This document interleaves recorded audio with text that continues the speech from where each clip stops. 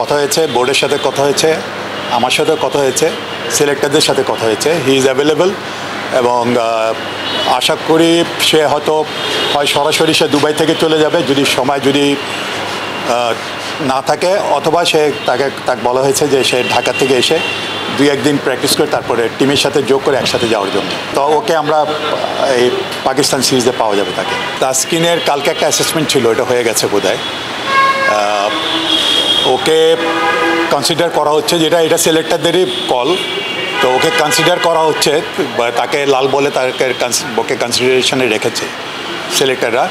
এবং সিলেকশনের ব্যাপারটা তো যখন নাকি ফাইনাল আপনারা টিম দিয়ে তখন বুঝতে পারবেন। এবাদত স্টিল হি ইজ রিকভারিং, যেটা আমার লাস্ট খবর হচ্ছে যে তার সাথে আমাদের রেগুলার যোগাযোগ আছে। তো হি ইজ অলমোস্ট 70% মতো সে রিকভার করেছে। তো সে বলছে যে আশা করি সে আরও আগামী 2 মাসের মধ্যে আরও কিছু ইমপ্রুভ করবে। তো এখনও রিহ্যাবের মধ্যেই আছে, রিকভার করুক, তারপর দেখা যাবে। আরেকটা কোয়েশ্চেন করতে চাই, সেটা হচ্ছে আপনি যেহেতু ক্রিকেট অপারেশনসের চেয়ারম্যান, আপনি মিডিয়ারও ভাইস চেয়ারম্যান, আগে চেয়ারম্যানের দায়িত্ব ছিলেন, মানে আপনি ক্রিকেটার এবং আমাদের সবার অভিভাবকের জায়গা থেকে জানতে চাই যে আপনি যখন বাইরে যান, বাইরের দেশে যান, আমরা দেখি যে বাঙালি প্রবাসী যারা রয়েছেন, যারা মাথার ঘাম পায়ে ফেলে, যারা স্টুডেন্ট হিসেবে সেখানটায় রয়েছে, তারা ক্রিকেট বোর্ডকে হেল্প করতে চায় না, এবং তারা অনেকেই হচ্ছে বাংলাদেশের ক্রিকেটাররা যখন কোনো লিগে খেলে সেটাও দেখতে যায়। সাকিব আল হাসান একজনকে জিজ্ঞেস করেছেন যে আপনারা আসলে দেশের প্রতি কী অবদান রেখেছেন, একদিন আগের ঘটনা দেওয়া হবে। অভিভাবক হিসেবে আবারও বলছি, ক্রিকেট বোর্ডের আমাদের এবং সাকিবদের এটা কি আপনাকে বিব্রত করে? না, নিশ্চয়ই। দেখেন, ক্রিকেটের সাকিবের অবদান আপনারাও ভালো করে জানেন। সাকিবের অবদানের প্রশ্ন আসছে না, আমি না প্রবাসীদের দেখেন, আমি কিন্তু ভিডিওটা দেখি নাই, এই জন্য আমার কমেন্ট করা ঠিক হবে না। বাট আপনি যদি এখানে যেটা না, অবশ্যই ঠিক করে নাই নিশ্চয়ই, কারণ সবারই সব জায়গায় কিন্তু অবদান আছে, ঠিক আছে। এবং কেউ সাকিবের অবদান নিয়ে কিন্তু প্রশ্ন করা উচিত ছিল না। আজকে বাংলাদেশ ক্রিকেট, সে যদি ক্রিকেটের অবদান যদি সাকিবের কথা উঠিয়ে থাকে, যেটা আমি শুনেছি, আমি কিন্তু এটা দেখিনি। তো আমরা সবাই জানি সাকিবের অবদান কী। বাংলাদেশের ক্রিকেটের লেভেলে আমাদের কয়েকজন সিনিয়র ক্রিকেটারদের অবদান কিন্তু এটা অবশ্যই ওটা অস্বীকার করা যাবে না। শতভাগ একমত, কিন্তু কেউ যদি এটা এক্সপেক্ট করে, আমি একটু এক্সপ্লেন করি। আপনার ক্রিকেট দলের যে সদস্যরা, তারা সবাই বলেছিল যে ছাত্র বিক্ষোভটা হয়েছে যে যেন রক্তপাত না হয়, আমাদের সন্তানরা তোমরা ঘরে ফিরে যাও, এই আহ্বানটা সাকিবও জানাবে। এই এক্সপেকটেশন যদি কেউ করে, সেটার মধ্যে ভুল যাবে। দেখেন, এটা সাকিব ব্যক্তিগত ব্যাপার। সাকিব কি বলেছে সেখানে আমি ঠিক বলতে পারবো না।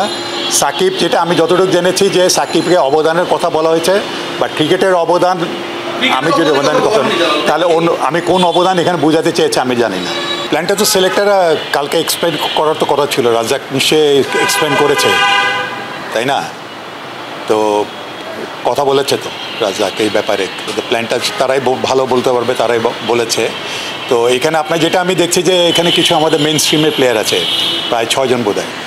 তো ওরা কারণটা হচ্ছে যে ওইখানে আপনি জানেন যে পরে হচ্ছে ন্যাশনাল টিমের আমাদের 2টা টেস্ট সিরিজ আছে।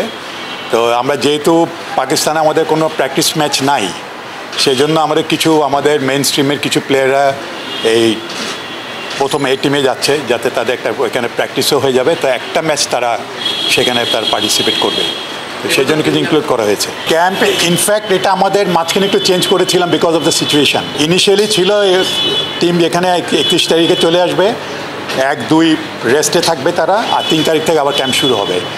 তো এই জন্যই আমরা বলেছিলাম যে সিচুয়েশানের জন্য আমরা চিন্তা করেছিলাম, যেহেতু ট্রাভেলিংয়ের সমস্যা হতে পারে, সেই জন্য আমরা মনে করছিলাম যেহেতু টিম চিটাগংয়ে আছে এবং সেখানে আমরা কন্টিনিউ করব।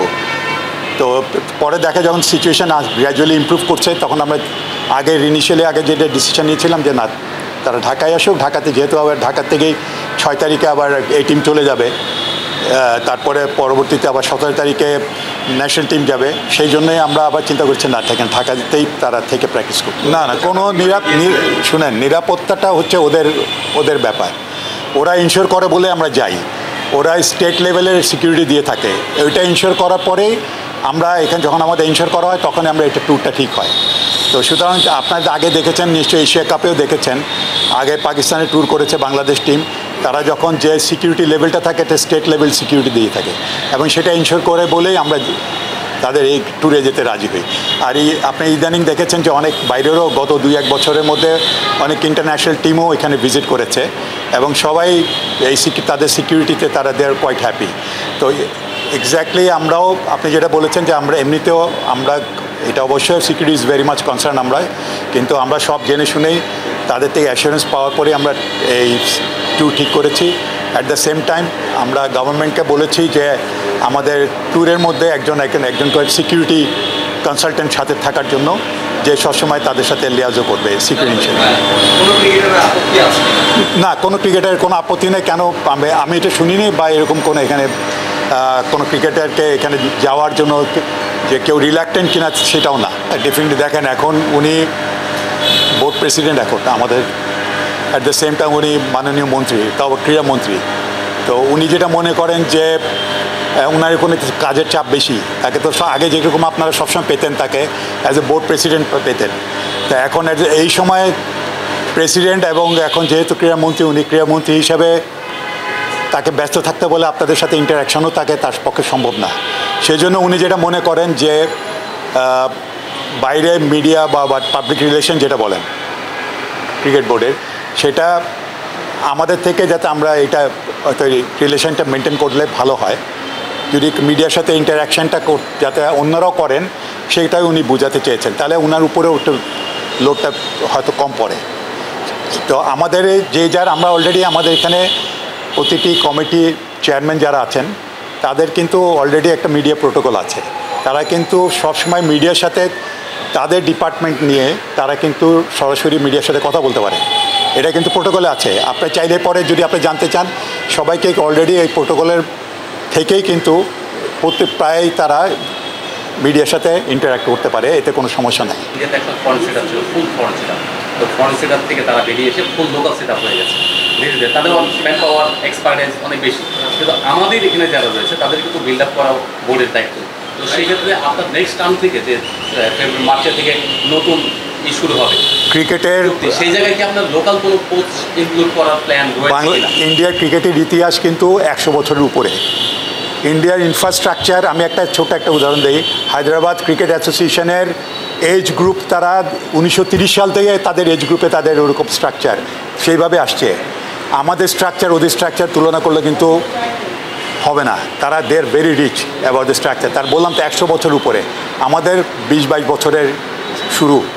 আমরা আস্তে আস্তে এখন চেষ্টা করছি, দেখেছেন যে আমরা কিছু টাইগার যে লোকাল সেট আপ আছে, এখান থেকে আস্তে আস্তে তারা আরও কিছুদিন যাক না, তার হয়ে নিশ্চয়ই ডেফিনেট একটা সময় আসবে কারণ এরাই হয়তো দায়িত্ব নেবে। আমরা চাই যে অবশ্যই যে আমাদের ডোমেস্টিক যারা কোচ আছেন তারা যাতে আমরা যে ইন্টারন্যাশনাল লেভেলে তারা যে কোচিং করাতে পারে, মেন স্ট্রিমে গিয়ে কোচিং করাতে পারে, এটা আমাদের লক্ষ্য। কিন্তু আবার দেখা যাচ্ছে যে অনেকের রিজার্ভেশন থাকে, অনেকে চায় না হয়তো ওই লেভেলে যেতে, হয়তো তারা তো চায় যে এজ গ্রুপ পর্যন্ত তারা করবে, সামনে দিয়ে চায় না। তবে এখন যারা কাজ করছে এদের থেকে আমরা এক্সপেক্ট করবো যে গ্র্যাজুয়ালি তারা নিশ্চয়ই একটা ওই পজিশনে যাবে, জাতীয় দায়িত্ব দেওয়ার মতো।